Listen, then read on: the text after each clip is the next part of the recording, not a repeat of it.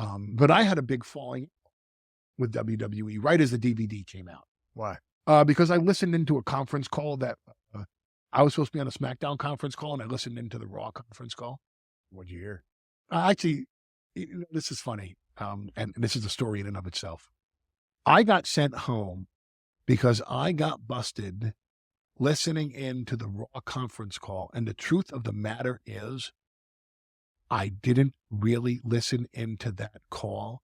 What happened is those conference calls back in December 2004 were so brutal because Vince was home on Saturdays and he was bored. So we're going to review the shows. Now, we already reviewed the show on Thursday and we already reviewed the show on Friday. And most of the writers back then, as you will no doubt recall, because you didn't either, were these, as Freddie Blassie would say, pencil neck geeks who had no sex life whatsoever. I had a healthy sex life at home and 2 small children to boot. These writers didn't have children nor sex lives. I had both. And I wanted some time at home because I was working all the time. So Saturday morning, to have a chance to take my children down to the park, which is at the back of the school, which is 5 minutes from my house, seemed like a blessing. But Saturday morning at 10 o'clock, the conference call would start. What do we have for the pay-per-views? And we discussed the pay-per-views. And then, because Raw was the flagship show, let's discuss Raw. SmackDown, I'll tell you when to come back on. But the problem was, Vince, okay, I'm done with Raw. SmackDown needs to step up right now. Okay, so Vince runs away to take a bathroom break for a minute or to grab a protein bar or whatever he's doing. And by the time he comes back on the horn, if the SmackDown team's not on, he's going through the show without you. So I don't have time to be at the park with my kids, and I get the call from whomever the assistant was back then going, okay, Vince is ready for you. Okay, I gotta go. And I have to drive back home because by the time I drive back home and get in front of my computer, Vince is going through the show. I'm a slave to the process of being on the phone for the conference call. So my girlfriend, squeeze, significant other, mother of my children, sweetheart, love of my life, however she could be phrased, she and I came up with the idea that Friday night would be our night out. And once we went out on Friday night, I would stay up all night writing the show. I'd send it to my assistant writer, who at the time was David Lagana. David Lagana would type out the show. By this time, I think Lagana was Lagana was by now either the co-writer or the lead writer, whatever it was. That was our process. I'd stay up till 5 o'clock in the morning. He'd type it out. He'd send it out at 6 o'clock in the morning. We'd say hello to everybody at 10 o'clock in the morning. And then I'd go back to sleep. And she would take the kids to the park. So when Nicole came in, Vince is ready for you. I'm home already. I run to the bathroom.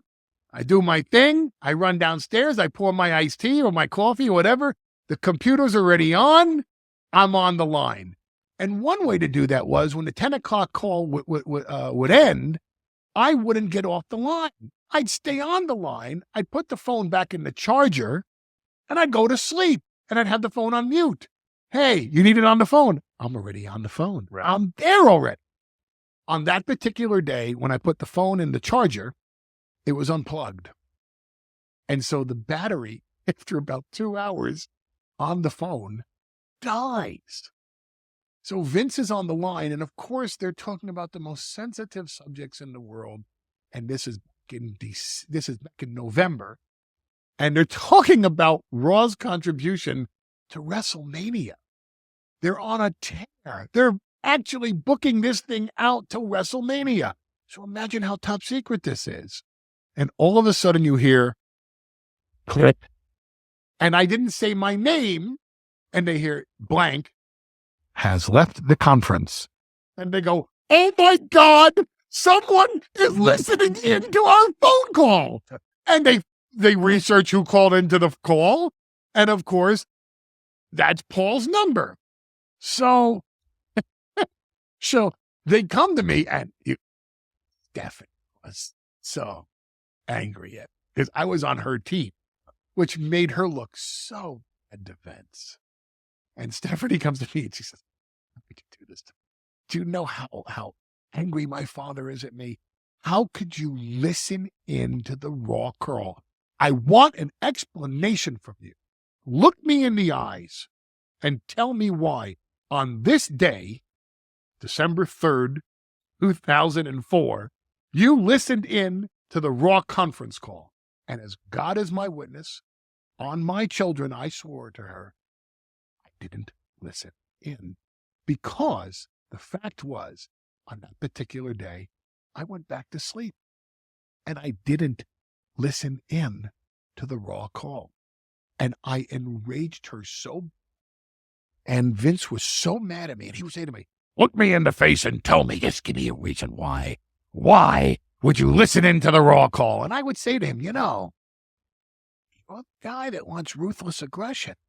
You want true competition within your company. Now, if I thought that Raw show was truly competitive with the stuff I'm putting in SmackDown, you damn right I would listen into that call. I would hack their emails. I would steal their mail. I would put a cup up against the wall if I knew you were having a meeting in the next room, and you damn right I would listen to the conference call, because you can't tell me that if you knew that Eric Bischoff and Ted Turner were having a conference call in 1997 and you had that code, that you wouldn't listen in. He goes, good. So you're going to tell me now that you listen in? And I said, Vince, I didn't listen into that call, because the fact was I didn't. And here's the part that they've never known ever before. It's your exclusive to run with. So help me God, Steve. I didn't listen into that call, but I did listen in to the 6 other calls in the previous weeks before that. But since they never asked me if I did, I never copped to it.